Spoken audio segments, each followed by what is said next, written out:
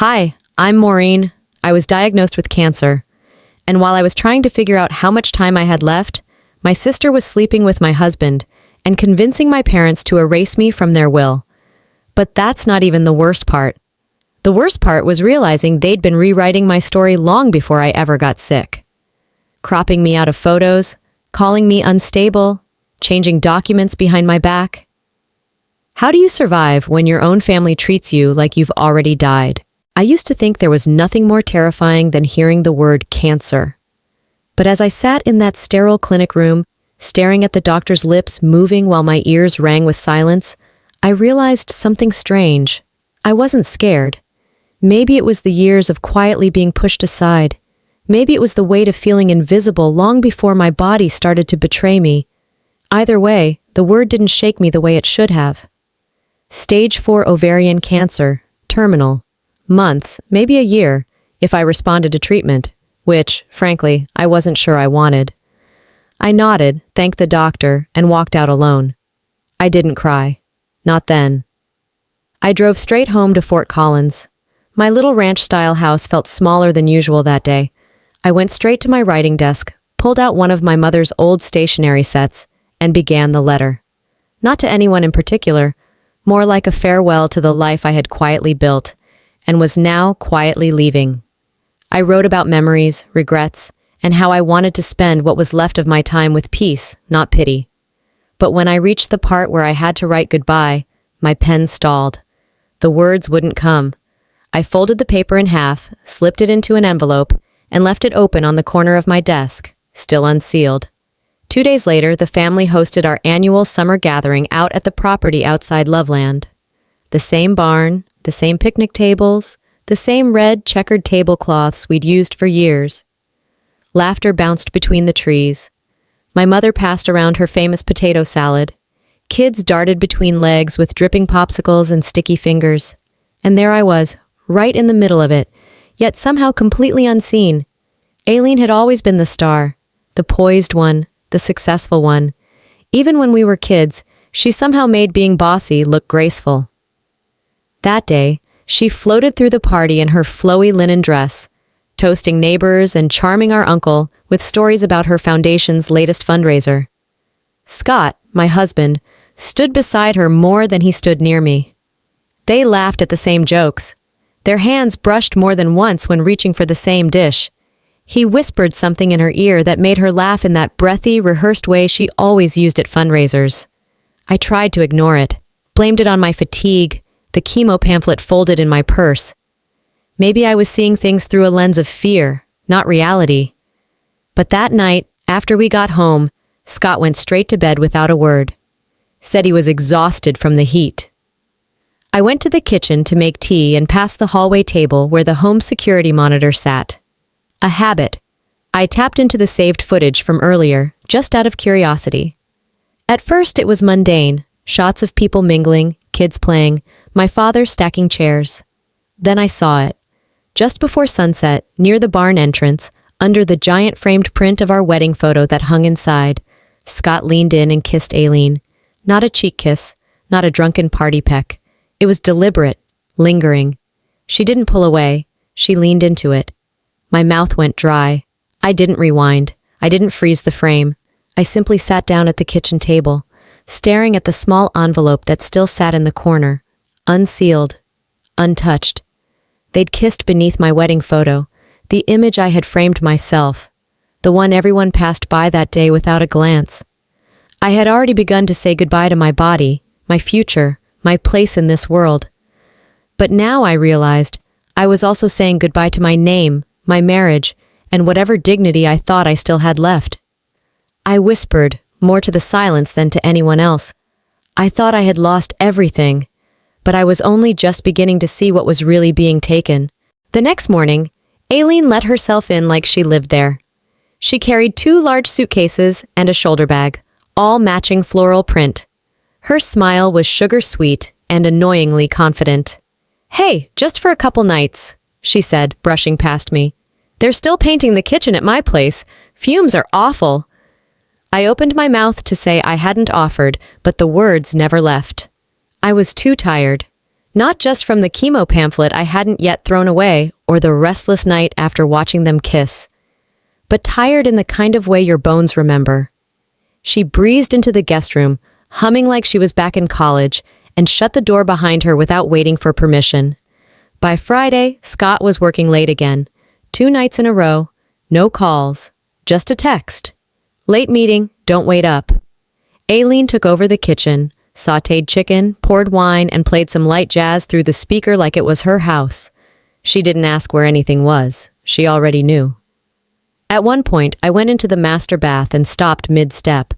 The air was filled with the scent of her perfume, not just faint, fresh. My towel, the blue one I always used, was damp, crumpled on the floor. Hers, folded neatly beside it. A detail, a message, not a mistake. Saturday morning, she waltzed into the living room in Scott's old college sweatshirt. She laughed when she caught me staring. "Oh, this? Found it in the laundry. You don't mind, do you?" I didn't respond. There was nothing left to say that she hadn't already decided to ignore. The breaking point came that afternoon. I was in the laundry room, digging through the dryer for socks, when I found my necklace.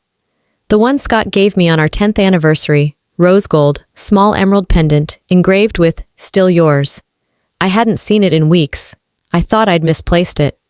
But there it was, in the mesh zipper of Aileen's travel cosmetic case. I stared at it for a long time. My hands shook, but not from illness. That necklace had been on her neck at the charity gala 2 weeks ago. She had worn it publicly, and not one person had thought to ask.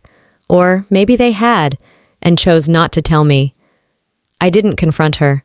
I zipped the bag shut and placed it back exactly how I found it. But something inside me shifted, like an old window finally sticking open after years of rust. This wasn't just passive disrespect anymore. It was intent, strategic. She wanted my house, my space, my husband, and maybe even my identity. That night, after she went to bed and Scott still hadn't come home, I pulled out the hallway camera feed. The indoor cameras had been turned off, privacy mode. I hadn't noticed before, but I remembered the external one above the garage. I scrolled through the footage, heart thudding. Thursday, 10:57 p.m. Scott's car pulled into the driveway. He never rang the doorbell. The side door opened less than 10 seconds later. Aileen's silhouette filled the entryway. Friday, 11:04 p.m., same pattern. No explanation, no accidents, no confusion. She had let him in. I sat in the kitchen again, but this time there were no tears. Just a kind of hard silence. The kind that builds before a storm. I pulled out the envelope from the drawer and slid the necklace inside. I labeled it with one word. Proof. I didn't need to scream. I needed to remember. Before I went to bed, I walked down the hallway, turned the knob on the guest room door, and twisted the lock from the outside. Quiet click. That was it. The next morning, I heard Aileen jiggle the handle. She called out, her voice clipped. Maureen, did you lock this?" I poured my coffee and answered without turning around. "Just a couple nights, remember?" Aileen didn't like the locked door. She made a whole performance of it, rattling the knob like it was a crime scene, then calling my name in that sing-song tone that barely masked her irritation. I told her I'd unlocked it already, even though I hadn't. She didn't question it again, but she slammed it harder than usual when she went inside. Scott didn't say a word. He came home late, muttered a half-hearted, "Hey," and spent the rest of the evening in the garage, pretending to fix something on his truck. I didn't follow. I didn't ask. Whatever he was working on, it sure as hell wasn't our marriage. Sunday arrived, and with it, the annual family dinner at the farmhouse, something my parents insisted on every summer without fail. Everyone showed up like clockwork. Cousins, aunts, neighbors, even the preacher's wife from down the road. The table stretched from the screened porch into the yard, covered with platters of deviled eggs, slow-cooked brisket, and too many pies. It looked like something out of a lifestyle magazine, but the air was tight. Aileen floated through the crowd like she was hosting the damn event. She poured wine, refilled glasses, smiled with too many teeth, and laughed just a little too loud. People clung to her like she was the sun. I sat near the end of the table, close enough to pass the salt, but far enough that no one asked if I'd made anything this year. Midway through dinner, someone mentioned the upcoming renovation at Aileen's house, some kitchen overhaul. I took a sip of water, set my glass down gently, and said, "It's funny how easily people take what doesn't belong to them these days." The words weren't loud, but they landed like a dropped plate. Aileen paused. Her fork hovered just above her plate. She didn't look at me, just smirked and kept eating, like I'd told an inside joke no one else got. Then came the shift. My mother, Diane, stood slowly. The conversation faded into silence, as if everyone felt something rising but didn't know where it would hit. She walked the length of the table with calm, measured steps. Her pearls didn't move. Her heels didn't click. She stopped right beside me and without hesitation, slapped me across the face. Hard. I didn't flinch, but my cheek burned like it had been branded. "Stop ruining this family's name," she hissed through her teeth. "You've always been a burden." No one moved. No one said a damn thing. I didn't look at Scott. I didn't need to. I already knew where he stood, if not physically, then emotionally. And that place was never next to me. Aileen stood up slowly and walked over, placing a hand on Mom's shoulder. "It's okay, Mom. Let it go. She's just tired. She's not well." That line cut deeper than the slap. I pushed my chair back, the legs scraping the porch floor. I walked toward the edge of the yard where the wind was cooler and the noise didn't follow. The sky was pink with the early signs of evening, and the cicadas hummed like nothing had happened. I leaned against the railing of the back deck, palm pressed to my face where her hand had landed. No one came after me. It was the kind of loneliness that doesn't shout. It whispers. It sinks. But I stood there, and something inside me began to harden, not in bitterness, but in clarity. I wasn't going to let them write my ending. They had erased me from moments, from memories, from photographs. But this was the last time they'd erase me in real time. I pulled my phone from my pocket and opened the Notes app. I started typing. Just words, phrases, names, dates, things I remembered, things I knew, things I hadn't said aloud before because I thought no one would listen. They didn't want me in the story anymore? Fine, but I'd write my own. I may be dying, but I'm still here, and now I want answers. I didn't need to scream. I needed proof. The morning after that humiliating dinner, I drove to the law office where my parents had kept all their estate documents for years. I told the receptionist I was there to review my healthcare directive. That wasn't entirely a lie, just not the full truth. The attorney, Mr. Kellerman, had known our family since I was a teenager.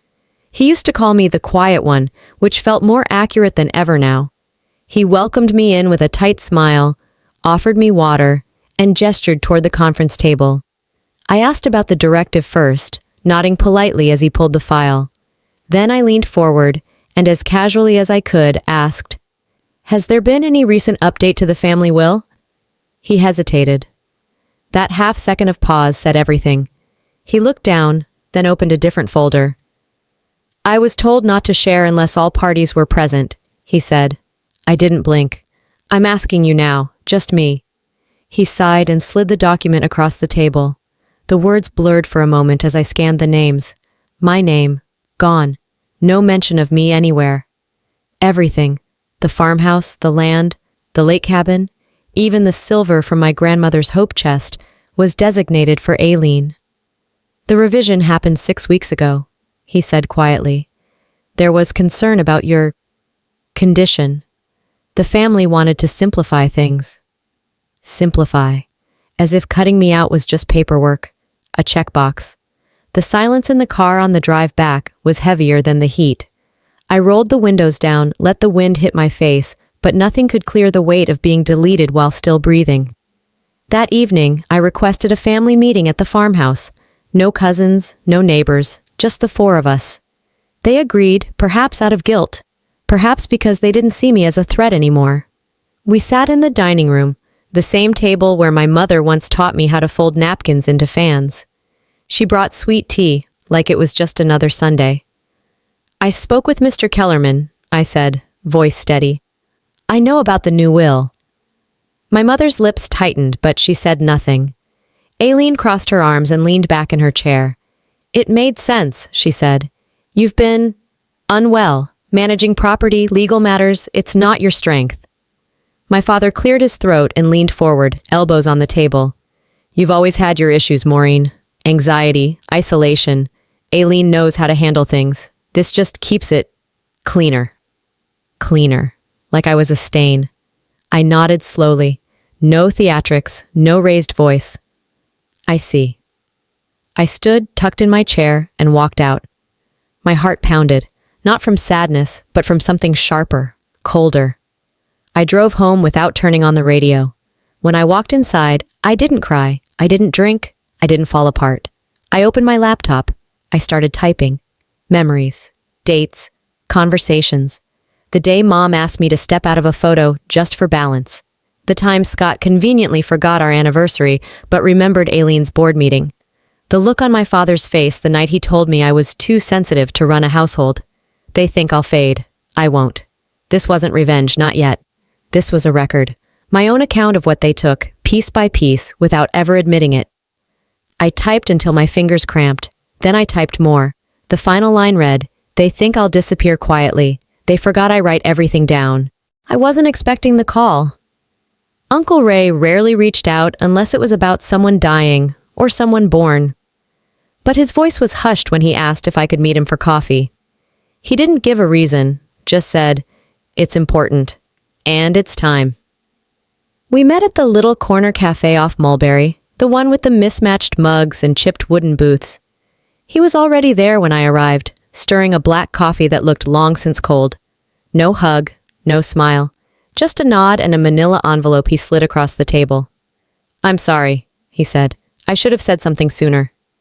Inside was a photocopy of the original will, dated 4 years ago. My name was front and center, listed as the sole heir to my parents' estate. Not shared, not conditional, just me. Paperclipped to the back was a note. My mother's handwriting, small, precise, scrawled across the margin of a legal memo.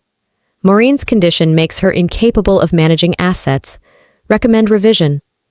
I stared at the words, my fingers tightening against the paper. "She told us you asked to be left out," Ray added quietly. "Said you didn't want the burden. Said you were slipping." I didn't believe it, but I didn't ask questions either. I folded the envelope slowly, tucked it into my bag. "Thank you for showing me," I said. My voice was steady, but I couldn't feel my legs.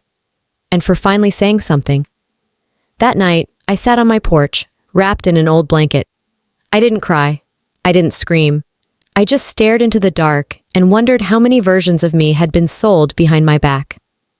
The next morning, I called Emily, an old college friend I hadn't spoken to in months. She was a nurse now, worked the ER shift up in Greeley. When I asked if we could meet, she didn't hesitate. We met at a small diner just off the highway, the kind of place with bad coffee and better secrets. She slid into the booth across from me, already knowing the conversation wasn't casual. "I should have told you," she said before I could speak. "About Aileen." I nodded. Let her talk. "She used to tell people you were unstable, that you'd gone off meds, that you'd refused help after your diagnosis, said you were always fragile, always dramatic. She made it sound like she was rescuing the family from your chaos." My stomach turned. Emily was honest, always had been. She didn't exaggerate. "She told them I was crazy," I said, not as a question, but as confirmation. Emily reached across the table. "She's been rewriting your story for years, Maureen. Most people never thought to ask you your version." When I got home, I didn't sit down. I didn't hesitate. I pulled out the will copy, the memo, and started scanning. Each file was saved twice, once to the hard drive, once to the cloud. I labeled everything with timestamps, cross-referenced with emails and old receipts I dug up from shoeboxes in the hall closet. Then I picked up the phone. The attorney I called wasn't from town. She specialized in elder law, estate fraud, and financial protection. I didn't tell her everything, not yet. But I started the paperwork for a health proxy, financial trustee, and legal oversight of any document filed in my name. "I'm not suing anyone today," I told her. "I just want to make sure no one can move another inch without me seeing it first." That night, standing in my kitchen in the soft hum of the refrigerator, I pulled out my phone and opened the voice recorder. I hit record. "My name is Maureen Brainard. I have stage 4 cancer. But this This is not about my illness anymore. This is about who I am and what they tried to erase. I let the silence after that sentence hang for a moment before I hit stop. The email came at 7:03 a.m., right as I was pouring my first cup of coffee. The subject line read, Policy Update Confirmation Beneficiary Change. At first I thought it was spam, but then I saw the insurer's logo and my name right there in the greeting. The body of the email was short and efficient. A change to my life insurance policy had been submitted, processed, and confirmed. The new primary beneficiary, Aileen Warnos. I dropped the mug. It didn't shatter, just cracked along the side and bled coffee across the counter. I called the number listed and, after a maze of robotic prompts, was patched through to someone named Nancy, who confirmed the form had been submitted in person. It was signed and handed in at the Fort Collins office last Thursday, she said, by a family member. At least that's what the front desk noted. I didn't sign anything, I told her. That's not my signature. The silence that followed was the kind that only comes when someone realizes they're talking to someone who's about to blow everything up. I'll escalate this immediately, Miss Brainard, Nancy said. We'll open an internal fraud review today. You'll be contacted within 48 hours. It took me 20 minutes to get dressed, print the email, and drive to the local office. I walked in without makeup, without a smile, and with every ounce of dignity I had left holding me upright. The receptionist greeted me with forced cheer. I handed her my ID and said I needed a copy of the most recent change of beneficiary form. 10 minutes later, I was sitting at a small table in the corner, looking at a printed page with my name, my address, and a signature that didn't belong to me. It mimicked mine, but only just. The loop on the M was off. The date looked shaky, and Aileen's name sat there like a rotten cherry on top. I didn't scream, I didn't cry. I just took out my phone, snapped a photo, and emailed it to my attorney. By that afternoon, an affidavit of fraud had been drafted, signed, and submitted. A cease and desist letter was sent to Aileen, along with formal notice that she was now barred from making any legal or financial action on my behalf. I also placed a protection freeze on all relevant accounts and requested an internal audit of any documents filed under my name in the last 6 months. That evening, I came home, dropped my purse by the door, and sat down in the living room with a blank notepad on my lap. It wasn't about being the victim anymore. It wasn't even about revenge. It was about reclaiming the narrative. I was in the middle of writing down names, attorneys, doctors, former friends who might have known, when I noticed something unusual. A folded piece of paper had been slipped under my front door. There was no envelope, no return address. Just my name, written in pencil across the top. Inside, the handwriting was familiar, blocky, reserved. I hadn't seen it in years. Maureen, you don't owe them silence. They want you quiet because they know you're the only one who remembers the truth. Speak, Carl. I sat back, stunned. Carl, my stepfather, wasn't a man who picked sides. He showed up, mowed the lawn, brought casserole to funerals, and kept his opinions to himself.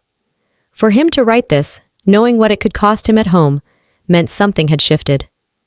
I folded the letter carefully and walked to the bedroom. In the box where I kept my growing archive of evidence, the forged will, the insurance forms, the copy of the original estate, I placed Carl's letter on top. A reminder, not everyone had chosen silence. I opened my laptop and created a new folder. I called it Contingency Plan Personal Exit Strategy. Inside, I copied every document, saved every voice memo, labeled every photo. Then I backed it up to a hard drive, encrypted and stored in a fireproof safe. They wanted to erase me. Fine. But this time, I had a pen in my hand too. She never expected me to fight back. But now I had every reason to. The gloves were off, and she had no idea I had teeth too. That afternoon, I stopped by the farmhouse unannounced.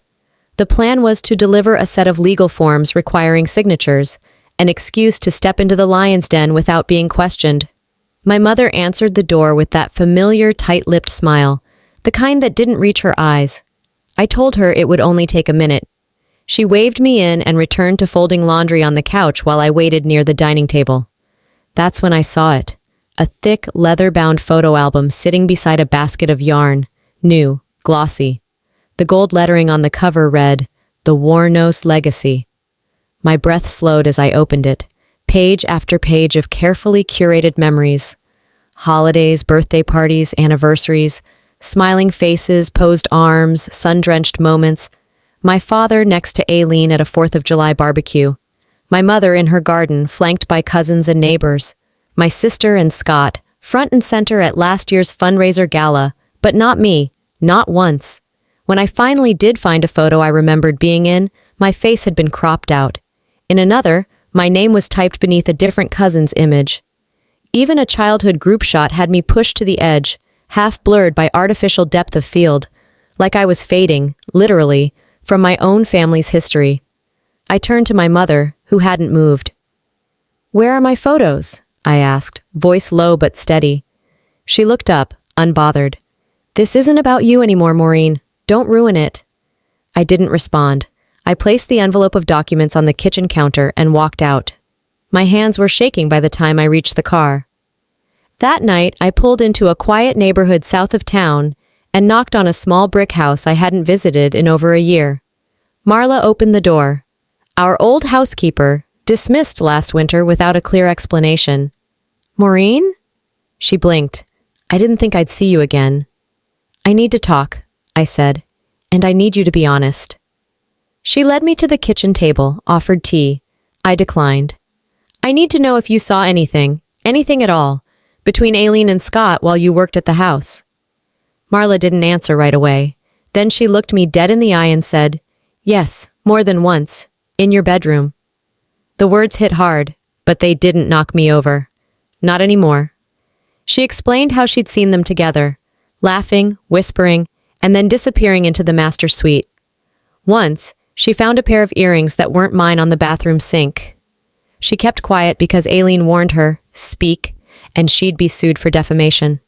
"I've kept my mouth shut for a year," Marla said, "but if you need me to tell someone, I will."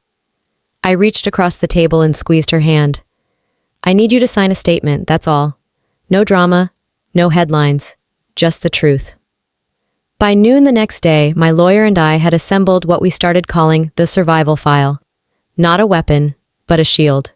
We had the original will, the fraudulent insurance document, Carl's letter, Marla's testimony, and now a USB filled with scans of the altered family album pages.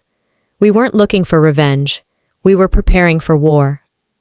That evening, I sat alone in my living room, sipping ginger tea, laptop open, organizing files into digital folders. One labeled Assets, another labeled Erasure, and a final one, Public.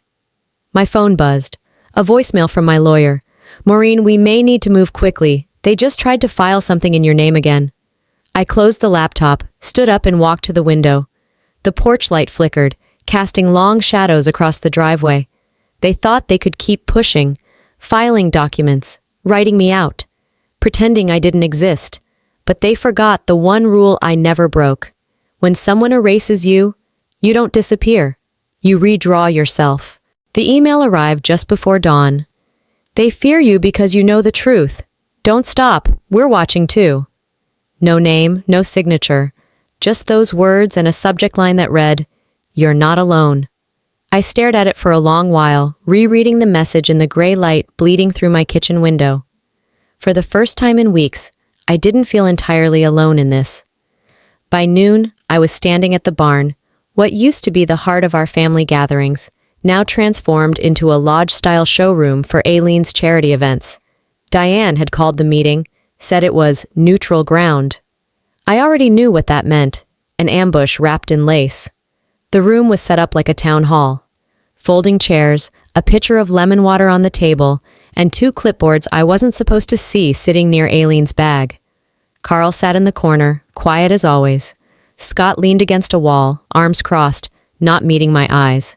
Diane began, her voice falsely warm. "We're here because we're concerned. This behavior, these accusations, it's getting out of hand." Aileen jumped in quickly, playing the composed voice of reason. "You're clearly struggling, Maureen. We want to support you, but the lies, they're hurting people." I didn't interrupt. I let them build their narrative, brick by dishonest brick. When Aileen started talking about how confusion and mental decline were symptoms of my condition, I reached into my coat pocket. "This'll be quick," I said, pulling out a small digital recorder and pressing play. Her voice came through, clear and sharp. "Once she's gone, we can legally dissolve her portion." Scott's voice followed. "That's the plan." The room dropped into dead silence. Diane's hand went to her chest. She turned pale and collapsed into her chair. Carl stood up abruptly, knocking his chair backward. "What the hell is this?" he barked, his face red with fury. Aileen froze. Her mouth opened, then shut. Her eyes darted to Scott, but he was already backing toward the door. "I recorded it," I said plainly. "The night after the fundraiser. You didn't know I was there, Aileen, but you knew what you were saying." Carl stepped toward me, but I held up a hand. "Don't. I'm not here for apologies." I opened my bag and pulled out a folder, handing one envelope to each person in the room. "These are copies of the original will, the forged insurance form, sworn statements, photo evidence, and a transcript of this recording. They're going to the trust board, the court, and a journalist in Denver." Diane was crying now, whispering, "I didn't know." I looked at her, not with anger, but with the kind of tired resignation that comes after too much disappointment. "You didn't want to know." Aileen walked out without saying a word. Scott followed, without a glance back. I turned to Carl. "I don't need you to believe me. I just need you to stay out of my way." He nodded once and sat down, eyes fixed on the table.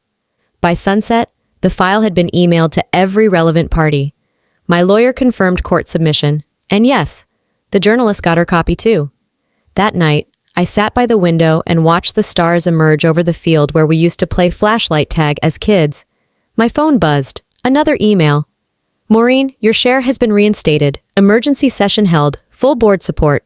Family Trust Legal Office." I read it twice, then again. I never expected to win everything. I only wanted my name back. I read the letter again the next morning, though I'd already memorized every word. "Your share has been reinstated. Emergency vote unanimous." Not a single sentence celebrated me. It simply confirmed my existence. It wasn't victory. It was survival. The sun was rising over Fort Collins as I sat at my kitchen table, clutching a mug I didn't remember pouring. The wind tapped gently against the window panes, and for the first time in months, the silence in my house wasn't heavy. It was still, but not hollow. By noon, word had gotten out.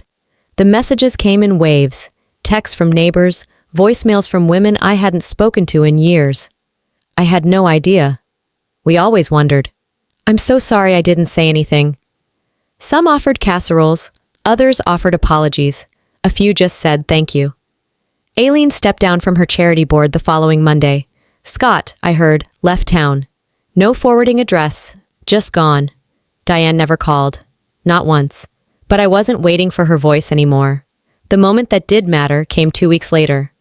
I was organizing a few things, deciding what to keep, what to donate, when there was a knock at the door.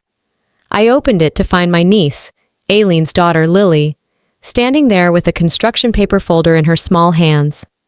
"I'm not supposed to be here," she said. I didn't speak. I just knelt down to her eye level.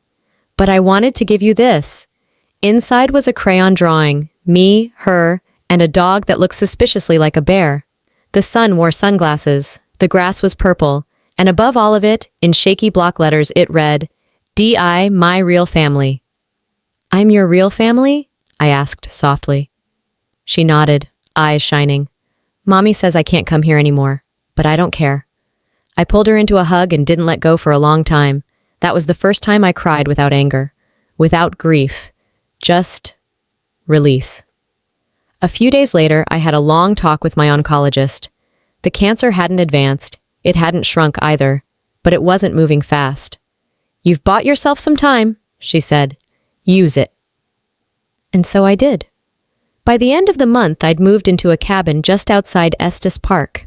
Quiet, secluded, enough space for a garden and a writing desk. I took the photo albums I'd rebuilt. I took the letters, the court documents, the evidence. But I left the bitterness behind. One afternoon, I sat at the desk by the window and wrote one final letter, not to Diane, not to Aileen or Scott, To anyone who has ever felt invisible, you're not. To anyone who has been told to be quiet, you don't owe them silence. To anyone who was erased from the story, pick up the pen, start writing. I signed it, folded it, and placed it in a small wooden box labeled simply, Proof of Life. That night, the first snow arrived. I watched it fall from my window, soft and steady, covering the ground like a fresh page. I smiled, not because I'd won, but because I'd stayed. They tried to end my story, but I chose to write the last line myself. Life has a cruel way of testing us, not just with illness, but with betrayal from the ones we thought we could trust. But if there's anything my story has taught me, it's this. Silence doesn't protect you. It only keeps your truth buried under someone else's version of events. You are allowed to take up space. You are allowed to be seen. Even when they try to erase you, even when they make you feel like a ghost in your own life, pick up the pen and write the ending yourself. Now, I want to hear from you. Have you ever felt like someone tried to erase you from your own story? How did you find your voice again? Drop a 1 in the comments if this story hit home, or just tell me what city you're watching from. If you didn't like this video, I still want to hear why. Let's talk about it. And if this message found you at the right time, don't forget to hit that subscribe button so you never miss the next story.